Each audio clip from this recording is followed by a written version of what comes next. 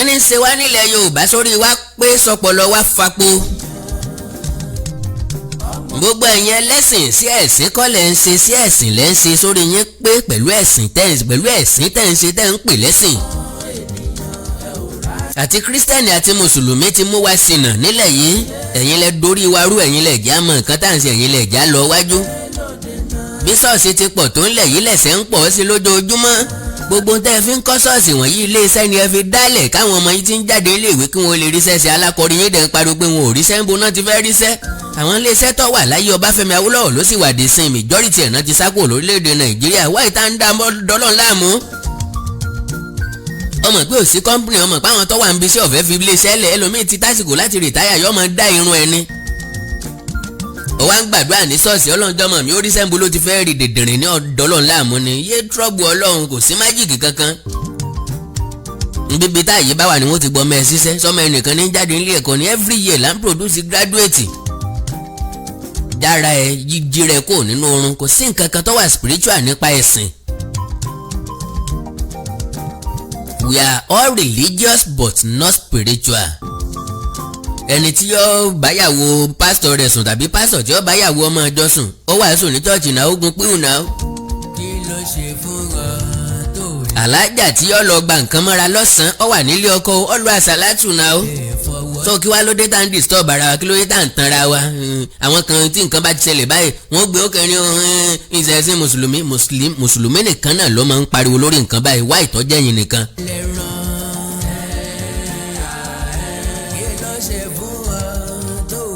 everybody lọ́mọ̀ wípé tó bá ti jẹ́ lórí ẹ̀sìn mi àkàndá òkè ń wà báyà ṣùgbọ́n máa sòótọ́ ọ̀rọ̀ ó wà láyé ńgbà tí mo sọ pé bàbá Enoch Adébóyè ọ̀yàtọ̀ sí mi àyàtọ̀ síra wa ntóni ni pọ́ popular jù mí lọ ntóni ni pọ́ mọ̀ọ̀yàn jù mí lọ ntóni ni pọ́ lówó jù mí lọ kò ní sàtífíkẹ́tì ọ̀run.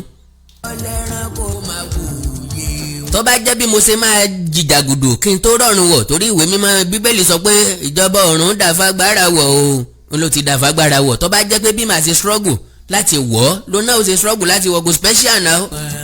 àwa la pàtàkì general overseer ni pastor ni bishop ni reverend ni venerable ni àfáà ni imam ni màlímù ni àwa la title ni ó kọ lásán ni kò change kankan nu life ẹni kankan.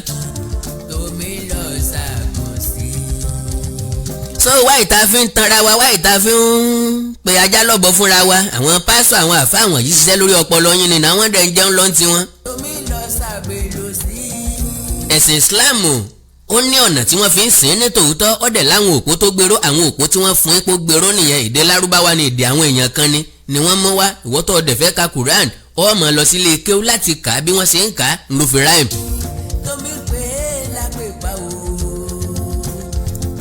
àwọn kírísítẹ́nì dẹ̀nì yìí tí wọ́n ń wàásù fún wa wọ́n ṣiṣẹ́ lórí ọpọlọ wa ni wọ́n mọ bí tọpọlọ wa mọ ọ̀nà wo làwọn ọgbà jẹun níbẹ̀ wọ́n dẹ̀ ṣiṣẹ́ lórí ẹ̀ wọ́n dẹ̀ wọ́n ní wa ìkọ̀ọ̀kan láàrin wa ni wá ń já làwa ń já kúrò lára wọn bísọ̀sì dẹ̀ ṣe ń dín náà ní tó ń kán sí àwọn èèyàn ń gbọ́n sí àwọn náà tó lọ iṣẹ́ lórí àmọ́ yín motivational speaker tẹ́ ń pè ní pásítọ̀ yóò ti kàwé oríire ó ti fẹ́ẹ́ dọ́ta tó bá bẹ̀rẹ̀ sí túlẹ̀ bá pé pásítọ̀ wa gbọ́ o bíṣọ̀bù wa gbọ́ o kò sí nǹkan kan oúnjẹ tí ó jẹ ni owó tí ó fi ra jíìpù ní ń wá owó tí ó fi ra jẹ́ẹ̀tì ní ń wá on your expense. ìgbà tí n ò ti láìkí ẹ̀sìn kìrìsìtẹ́nì mọ́ kìrìsìtẹ́nì ni mí by birth. òun ni nígbà tí pásítọ̀ Adébóyè tó ti ń béèrè wípé ta ló fẹ́ san 1 billion naira fún offering o lè lọ ẹnìyẹn máa jẹ́ o because ẹni tí ó kó 1 billion naira lẹ̀ fún offering kì í ṣe ẹni tó ṣiṣẹ́ ara ẹ̀. offering fún kínní 1 billion kì í ṣe 1 million o 1 billion ẹni tó bá fẹ́ san 1 billion kó jáde ẹ̀yin tẹ́ fẹ́ san 100 million ẹ máa rí pásítọ̀ àwọn pásítọ̀ ní ọ́fíìsì. lórí kínní wọ́n fi 1 billion naira ṣe ìgbà tí mo ti kórìíra ẹ̀sìn kìrìsìtẹ́nì ni pé àwọn iléèwé tó jẹ́ tẹ̀sìn náà lọ wọ́n jù náà là lè lọ ṣùgbọ́n ìgbà tí wọ́n bá kọ sí là á dáwó. kérúbù àti Séráfù wọn bí mi sí ń òsì nítorí ẹ̀ kú òní bẹ̀ lọ sí anywhere bí ń bá lọ ṣọ́ọ̀ṣì mẹ́rin lọ ṣọ́ọ̀ṣì òbí ń bá lọ ṣọ́ọ̀ṣì lọ́la kérúbù àti Séráfù náà ni sùtánà kérúbù àti Séráfù lè máa rí lọ́rùn mi ń ò nítorí ẹ̀ pàjọ́dà lọ́la. bọ́n bá fẹ́ kọ́ ilé ìwé tí Mósè Orímọládé tá a kọ́ ń gbà náà bí ọkùnrin ṣe ń san 3,000 lóbìnrin san 1,500 bákan náà ṣe ṣe ní winners náà ṣe ṣe ní redeem nígbà tán fẹ́ kọ́ àwọn churches yẹn wọ́n wá kọ́ tá àwa tá a dáwẹ́ ò lè fọmọ wá sílé ìwé wọn ọba tán. àwọn ọbẹ̀ yẹn ni mo ti kórìíra ẹ̀sìn kìrìsìtẹ́nì àtàwọn tí wọ́n ń ṣàdarí wa ń bẹ̀.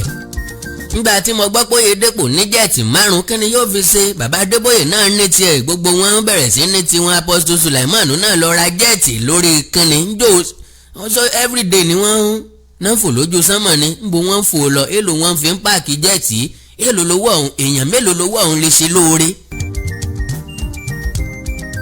bàbá iye pọnrọlẹ́wé ayé tanra wa ọlọ́run ò jìnnà sí wa ọlọ́run súnmọ́ wa pẹ́kípẹ́kí ọlọ́run tó súnmọ́ wa ju iṣan ọrùn wa lọ níbo ló tún wá wà inú ọkàn wa ló wà ìgbàgbọ́ tá a bá ní nínú ẹ̀ ló mátà.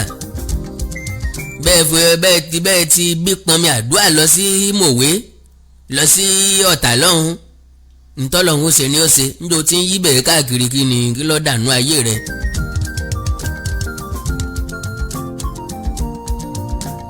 every Sunday ni wọ́n dà wá láàmú lọ́tà gbogbo àwọn èèyàn wọ́n wà látàjà wọ́n wà láti Lẹ́kí torí pé wọ́n fẹ́ wá jọ́sìn ní Kenaland ní Winner Chapel lọ́nà jù níyànà yẹ́sí wọ́n ásídẹ́ǹtì wọ́n kọ̀ lọ́lọ́kadà wọ́n gbára wọn mọ́tò ọwọ́gbó torí kíni wọ́n ń lọ ṣọ́ọ̀ṣì ṣé kò sí chọ́ọ̀chì lẹ́gbẹ̀ẹ́ ilé wọn ni because wọ́n nígbàgbọ́ nínú Ọlọ́run wọ́n nígbàgbọ́ nínú pàápà. àṣegbè má ṣègbè mọ́ àṣebàjẹ́ ẹ̀yẹ sọ. same thing applicable to Muslim. títọ́ o ẹni dalẹ̀ abalẹ̀ lọ́wọ́ ẹ̀wẹ̀ nìyẹn. àwọn èèyàn kan ń sin ẹ̀sìn Islam ní tòótọ́ lọ́nà tí wọ́n mọ̀ wípé lọ́nà tí wọ́n gbà á tí wọ́n dẹ̀ ń sìn lọ́nà táwọn èèyàn tó ń sìn. àwọn wèrè kan wá gbà á lágbà sódì àwọn gangan lèmi Àkàndá fẹ́ sọ̀rọ̀ nípa wọn lára wọn ni Mòríkì ọmọ wa ni Òṣùgbọ́n máa lè ní. òun lọ sọ pé wọ́n lé ọmọ kan jáde ní pé kò gbọ́dọ̀ lò jáàbù. alákatakítí ẹ̀sìn náà ni Rauf Arẹ́gbẹ́ṣọlá wọ́n pọ̀ báhùn tọ́jà alákatakítí ẹ̀sìn tọ́jà pé wọ́n fẹ́ fẹ̀sìn da ilẹ̀ Yorùbá rú òun lọ sọ pé káwọn ọmọ máa lò jáàbù lọ sí àwọn Anglican school àwọn missionary schools tí ó lè wọ́ọ̀kì. irú ẹ̀ náà ṣẹlẹ̀ nípínlẹ̀ Kwara wọ́n fẹ́ máa jó ṣọ́ọ̀ṣì léra wọn lórí kí wọ́n tó stop ẹ̀. ọmọ kan ò ní lọ sí Islamiyya tàbí kó lọ sí àwárò Islam tàbí kó lọ sí àsárò dẹ́nì kó sọ pé àwọn fẹ́ dáfẹ́ lóṣìbù kalẹ̀ ń bẹ̀ what nonsense ta ló fẹ́ gbarú ẹ̀ fún why tí ẹ máa bá sọ pé ní missionary school kọ́mọkọ́ máa lò jáàbù lọ bẹ̀ for what sọ papọ̀ ni òkú ọ̀pápọ̀ mọ́ ìyàwó náà òkú òde tẹ ìyàwó rẹ̀ sọ́ọ̀sì ọ̀fẹ́ kọ́ máa rí ó lò jáàbù jẹ́ kó lọ sí Muslim school fàkátì.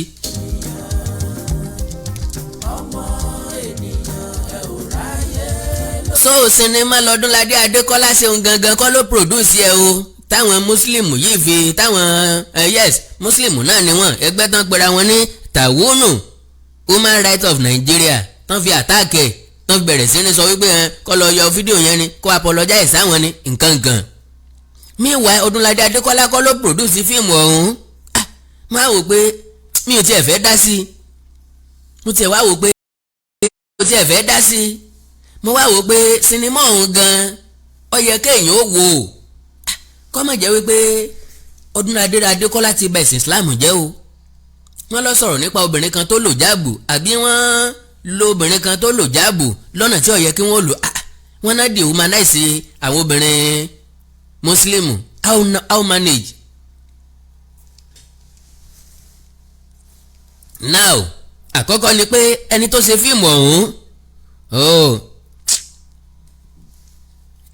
Olúfúnmi Bákàrè lórúkọ ẹ̀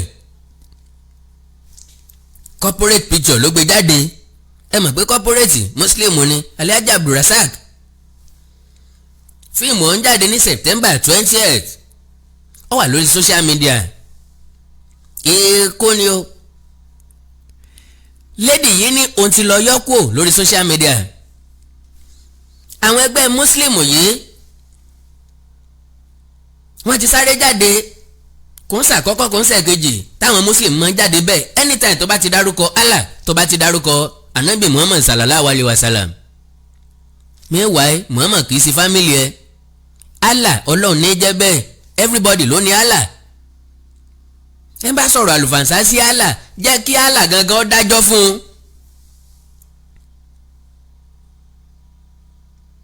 ẹni tí ò sábọ̀tì kì í wojú òjò, ẹni ó bá bú Ṣàngó ní retí àrá, kò sí májìkì ń bẹ̀. Kò sí nínú wa tó lè gbèjà Ọlọ́run tó ra rẹ̀ gbè níjà, ọba tí ó gbèjà èèyàn tẹ́rù ó tún bó ń jà gangan, wáyé tí ò ní lè gbèjà rẹ̀. Ire tí ò lójú tí ò ní mú ńlọ́wà helpless. Ọlọ́run tó jẹ́ arínúròde olùmọ̀ràn ọkàn, tọmọ tẹ́mi ń rò tọmọ tí wọ́n ń rò láì tí ì sọ jáde ńlọ́wà ń gbìjà. O stupid o, ọbàjẹ́ o, ọlọ́pọlọ. Ẹ̀sìn yìí kìí ṣe tiwa, wọ́n mú wá fún wa ni. Àwọn èèyàn tó kó wa lẹ́rú mú ẹ̀sìn wá fún wa, àgbájọ jẹ̀tẹ́. Àwọn òbí wa tí wọ́n gbẹ̀sìn ọ̀hún nígbà yẹn, àwọn onímọ̀ ìwé ni wọn ò lè gbá research, kò sí nǹkan fẹ́ ṣèwádìí nípa rẹ̀. Bọ́n ṣe mú wá fún wọn, wọ́n mọ̀ sọ̀rọ̀ dídùn, wọ́n dẹ̀ gbà á. Àwa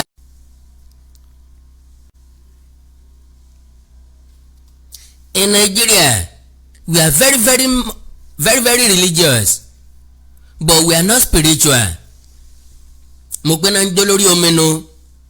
Mo wí lẹ́ẹ̀kan pé ẹni tó níwà ibi nínú, tó níwà ìkà nínú, kò sí ní tẹ́lẹ̀ fi stop ẹ̀, yóò ṣe bí ẹ̀ yóò ṣe ká.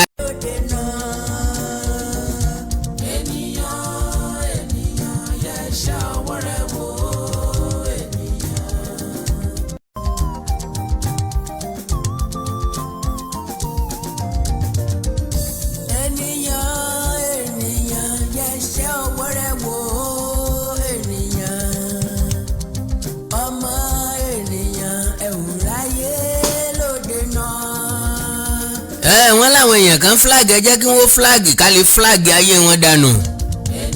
Bọ̀jẹ́pá lára wọn náà ní Boko Haram, lára wọn náà ní dàlú irú. Ẹ̀sìn ni wọ́n fẹ́ fi sọ ilẹ̀ Yorùbá di nǹkan míì. Ọbí ọmọ ìyá kan náà ni gbogbo wa ṣe ń gbé bọ̀, tán bá ti mọ́rọ̀ ẹ̀sìn wọ́ wọn ò fi fa nǹkan sẹ́yìn. Náà Àkàndá kí n má sọ̀rọ̀ jù nítorí àkókò. Lónìí ẹ jẹ́ n sọ̀rọ̀ nípa Ọdúnladé Adékọ́lá àti fíìmù Ikú ni o, Ikú ni.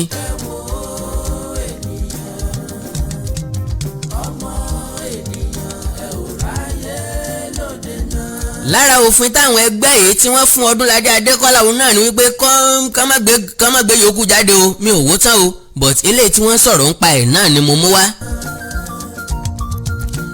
Wọ́n ní wàrà ṣẹṣà kọ́lọ́rì yọ́kù ní YouTube Ọdúnladé Adékọ́lá ni wọ́n fèsì o. Meanwhile tẹ́ bá wo fíìmù yẹn dáadáa ẹ máa rí wípé kò síbi tí Ọdúnladé Adékọ́lá ti tàbùkù ẹ̀sìn Islam, kò síbi tí sinimá yẹn gangan ti tàbùkù ẹ̀sìn Islam, but nítorí wípé ẹni tó lo ìjáàbù yẹn ló mú àdá lọ́wọ́ ló ń lé Ọdúnladé Adékọ́lá káàkiri, tó dẹ̀ jẹ́ wípé tá a bá wo fíìmù ọ̀hún tán ó ní nǹkan tí Ọdúnladé Adékọ́lá ti ṣe sẹ́yìn sẹ́ni yẹn kẹ́ni yẹn ó tó ya wèrè lọ sí mi pé kò sí wèrè nínú Christian, kò sí wèrè nínú Muslim. Why ìtàn máa ń take nǹkan personal, especially Muslim. Why ìtàn máa ń pìkì ọ̀rọ̀ tẹ́ máa ń sọ gbogbo nǹkan di bá mi mọ̀ọ́yàn lọ́wọ́. Ẹ̀sìn àtọ̀húnrìn wá ni ẹ má gbàgbé, anytime tẹ́ bá ti ń sọ̀rọ̀ nípa ẹ̀ wọ́n mú wá fún yín ni. Christianity ẹ̀sìn àtọ̀húnrìn wá ni wọ́n mú wá fún wa ni. Lára Abrahamic religion ló wà. Judaism, Christianity, Islamic religion. Inú Judaism láti yọ Christianity, inú Christianity láti yọ Islam. Báwọn èèyàn kan bá fẹ́ tanra wọn, wọ́n ní Islam ní ẹ̀sìn tọ́lọ́run kọ́kọ́ gbà, ìgbàdógóje Christianity ló bí Islam. Òótọ́ ọ̀rọ̀ dé ká bára wa sọ, Abrahamic religion ni. Ìwé nǹkan pè ní ìwé mímọ́ pọ̀, ìwé ẹ̀sìn pọ̀. Tọ́rà làkọ́kọ́ táwọn èèyàn kan pè ní 7 book of Moses, kò sí tí ń jẹ́ 7 book of Moses, 5 níwé Bíbélì níwé Moses. Genesis, Exodus, Leviticus, Deuteronomy àti Numbers. Àwọn ìwé 5 Mósè nu tán pè ní Tọ́rà ni wọ́n fi kún ló di Old Testament. Ìgbà tí Jésù dé, tí Jésù lọ ní New Testament tí ṣẹ̀ṣẹ̀ dé, àkáǹtì nǹkan tí Jésù ṣe, rẹ́kọ̀dù ẹ̀ àti nǹkan tí àwọn ọmọlẹ́yìn ẹ̀ mọ̀ nípa ẹ̀ ni wọ́n ń sọ. Many things la máa bẹ̀rẹ̀ sí ní tú lórí ẹ̀sìn.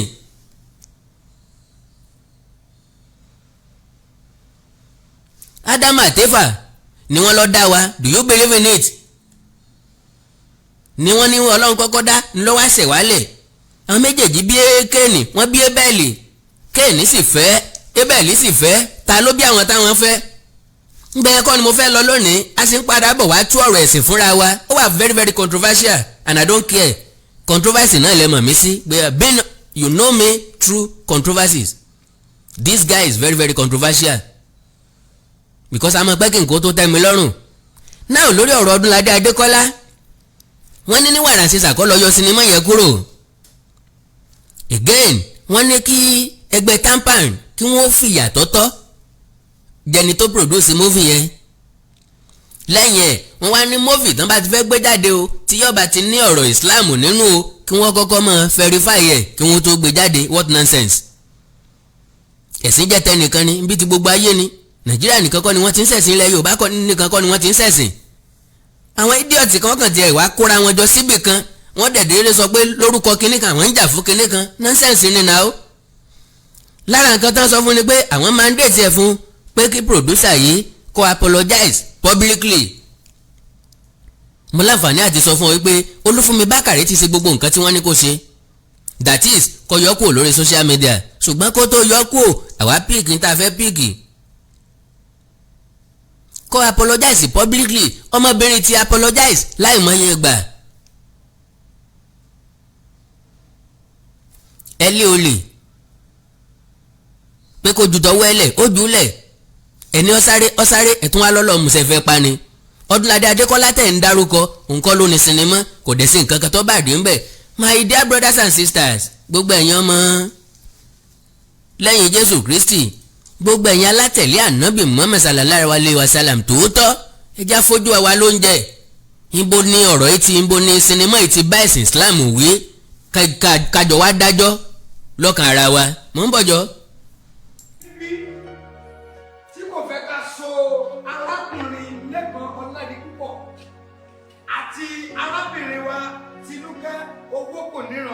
Papọ̀ gẹ́gẹ́ bí ọkọ àti aya fún ìgbà àkọ́kọ́.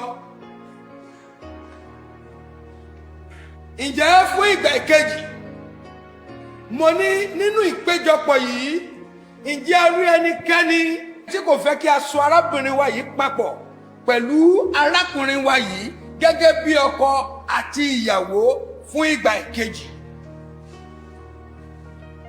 Fún ìgbà ìkẹyìn ǹjẹ́ a rí ẹnikẹ́ni nínú ìpéjọpọ̀ yìí tí kò fẹ́ kí a so arábìnrin Tinúkẹ́ Owókòníran pẹ̀lú arákùnrin wa Lékan Ọládipúpọ̀ papọ̀ gẹ́gẹ́ bí ọkọ àti aya kó ti ìwòyí sọ àbí kó pa ẹnu rẹ̀ mọ́ láéláé?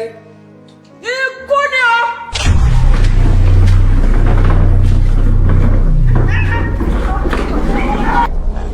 Pastor, Daddy,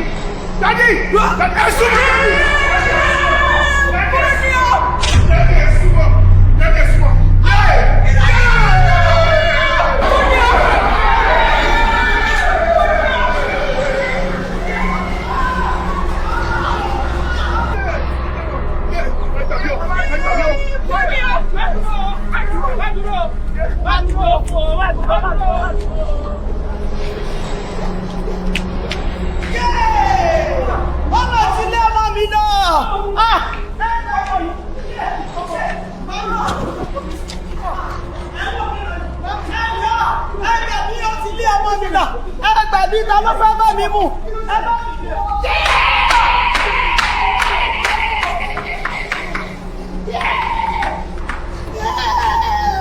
Kí ló ṣe lọ sí mi?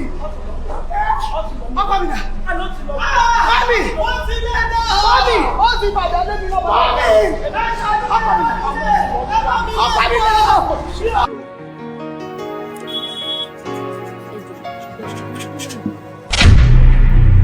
Ìyànà ọ̀run. Ẹjọ́ ṣé gbọ́ngàn tí mo gbọ́ ṣá? Adédé ọ̀sán for the first time o. Tẹ́bí rò pọ́ máa sọ pé gbàràmàdé yànà ọba. Wọ́n ní gbàràmàdé yànà ọ̀run. Ọlọ́run jẹ́ àbí wọ́n sọ ẹlẹ́. Driver driver. Ọ̀gá mi ọ̀gá mi jọ̀ọ́.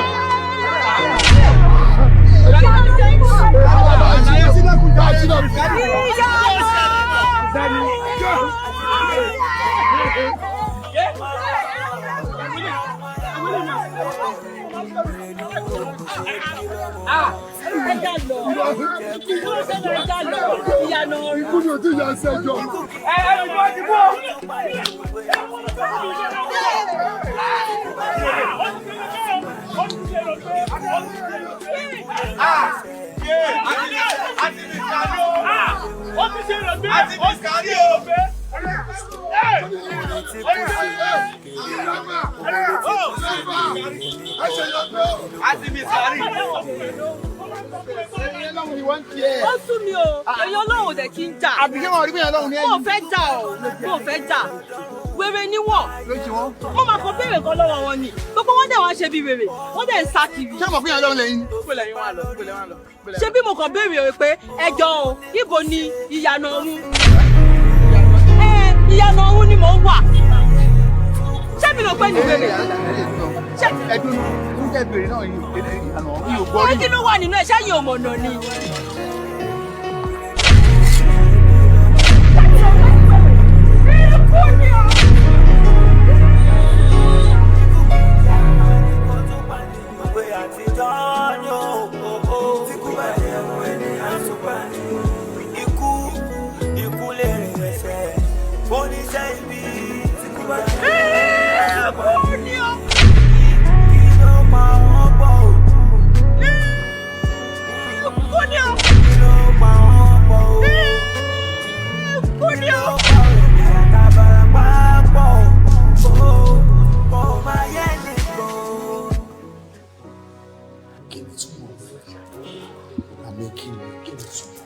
وإن جندنا لهم الغالبون وإن جندنا لهم الغالبون وإن جندنا لهم الغالبون وإن جندنا لهم الغالبون وإن جندنا ẹni sùúrù afẹ́ ní sùúrù náà jẹ́ gbọ́ ẹ wo wèrè tí mò ń sọ fún yín kankan ló tún ti wà ta yẹn òun ló pariwo ikú ni òun ló ti dé síta yẹn. ọmọbìnrin yẹn tún ti dé síta ìgbà mi. ẹ wo mo ti sọ orí ẹ náà ni orí ẹ la ṣe pé yín. mo ti sọ fún yín pàdé àgbà àgbà yìí ti kéré ju nǹkan tá à ń ṣe lọ ẹ wo wọ́n yẹn ṣe ẹ wo nǹkan tí wọ́n ṣe àwọn fúnra wọn náà ń bára wọn sọ̀rọ̀ látẹ̀kan mo ní gbogbo àdúrà tẹ̀gbà ó ti kéré jù fún arábìnrin yìí tó pariwo ikú ni ikú ni ikú ni ẹ kàn ní ọmọ tá ì ṣe. torí ẹ mo ṣe pè ní wọ́n tún ti dé bí ẹ ṣàánú. ẹ dàpọ̀ sí ẹni tẹ́lẹ̀ tó fi lè wípé arábìnrin ti ń dà ní láàmú. òun ní bẹ́ńtà. ó nìyẹn. olówó àtàyè ó ní o. olówó àtàyè. وإن جندنا لهم الغالبون. ṣẹfẹ lọ bá ní ó máa ń bá darí ni. mo dáre. ó nìyẹn. yẹ wèrè lélẹ̀ olórí kúrò yẹn. àfa kí ló ṣẹlẹ̀ lọ́dà ẹni rẹ̀. ó ní àfa ni ẹ ó ní ẹ ó ní ẹ ó ní ẹ àfa ni ẹ. اللهم أنت السلام ومنك السلام وإليك يرجع السلام. يا السلام سلمنا يا السلام سلمنا. ikú ni níbo èmi ò ní bá wọn kúkú kan láyé mi ní kúkú kan bí òkè ṣe yíyè. ẹ wo ẹ wá mú arábìnrin wọlé lọ. mi ò gbọ́n tẹ sọ. àfa ẹ má ṣe bẹ́ẹ̀ o ẹ má ṣe bẹ́ẹ̀ o kọ́ máa mú wọ bí o ẹ jẹ́ kí wọ́n mọ bó ṣe máa mú síta tí ò ní wá sí sàkání mi mọ́ rárá mú wọ bó wọnú lé mi èèyàn pé kú ni ẹni kó wọlé. ẹ wá mú arábìnrin yìí bọ́ sí àgbàlá. dadu sọ̀hún èmi ni ó ń bèrè ṣe wọ́n ní o mú mi lọ síbi kan. lọ́mú jàre wọn ni kò mú yàn òun dúró. lọ́mú. ọ̀rọ̀ ayé wo ni mo máa wá kí n mú wẹ̀. mú wọlé. má tì mí. mú wọlé mú wọlé.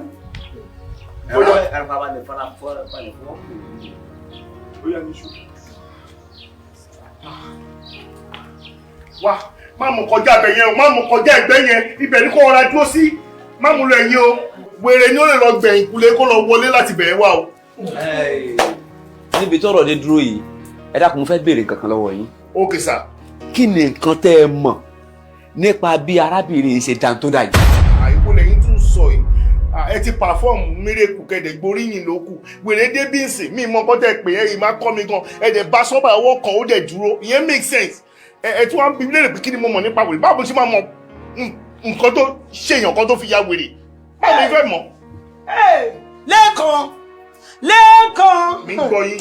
lẹ́ẹ̀kan ẹ mélòó ni mo pè ẹ́. mo ò lè rántí o. wo jákòrí ẹ pé ṣé o rí ọmọbìnrin tí mo wo ìmúṣẹ rí ojú ẹ dáadáa ni torí nígbà tó wá bá wa ní church ńjọ́sí ṣé o mọ̀ pé ó kún gbogbo ẹ̀ ó burú já ìjù báyìí lọ ṣùgbọ́n nísìnyí mo wo ṣàkún bó ṣe rí mo ṣe wá rí wípé ojú ẹ̀ yẹn jọ ti ìyàwó ẹ̀ tẹ́lẹ̀tẹ́lẹ̀ o.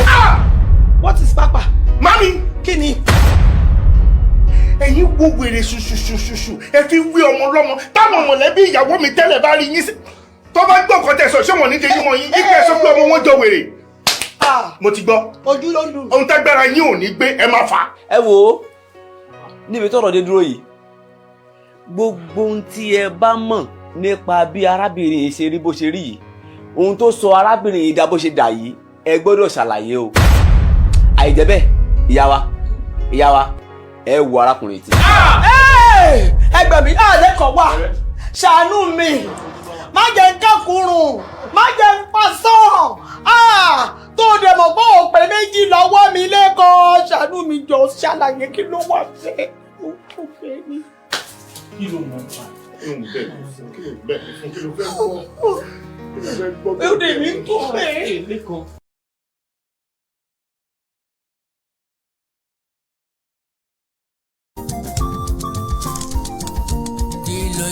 èmi Àkàndá lágbẹjọ́rò ẹ̀yin olùwòran mi ẹ̀yin ni adájọ́ ẹ sì dájọ́ yẹn sọ́kàn ara yín níbo ní pàtì wo lápá bo ni wọ́n ti dehumanize Muslim women.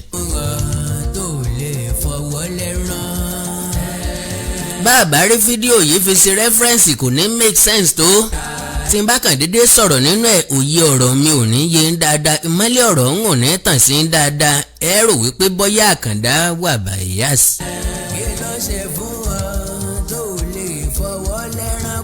Christian ni mí ní tòótọ́ ṣùgbọ́n mo láǹfààní àti sọ fún ọ pé n ò fẹ́ràn Christianity tó Islam because táwọn èèyàn kan bá sin ẹ̀sìn Islam lójú rẹ yóò sì máa dá Ọlọ́run yóò máa wọ̀ ọ́ fẹ́ ṣe báwọn èèyàn kan bá sì ṣe lójú rẹ ó kórìíra ẹ̀sìn Islam ju ìgbọ̀nsẹ̀ lọ.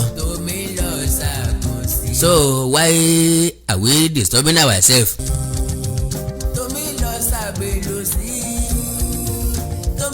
ènìyàn ló dẹ̀sìn kì í sọ́lọ́run ayé ẹ máa fẹ̀sìn bà ayé yìí jẹ́ ìfẹ́ ló yẹ ká lò kí máa yí ṣẹ̀sìn o Ọlọ́run dá ènìyàn dẹ̀sìn o orin èmi Àkàndá ni sẹ́yìn nínú ìwé mímọ́ Bíbélì ìwé mímọ́ versus ẹ̀sìn versus ìwé mímọ́.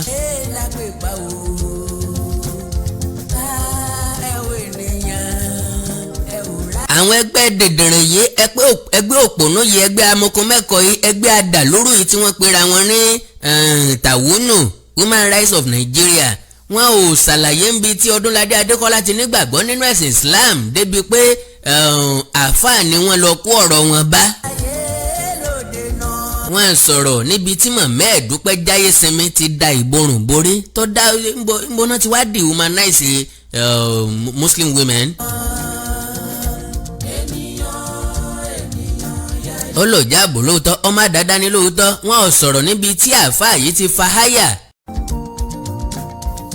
àṣegbè má ṣègbè mọ́ àṣebàjẹ́ ẹyẹ sòtítọ́ o ẹni dalẹ̀ abalẹ̀ lọ́wọ́ ẹwẹ́ nìyàn ẹwẹ́ nìyàn ẹ ò ráyè lóde náà ènìyàn yẹ ṣàwọ́ rẹ̀ wò.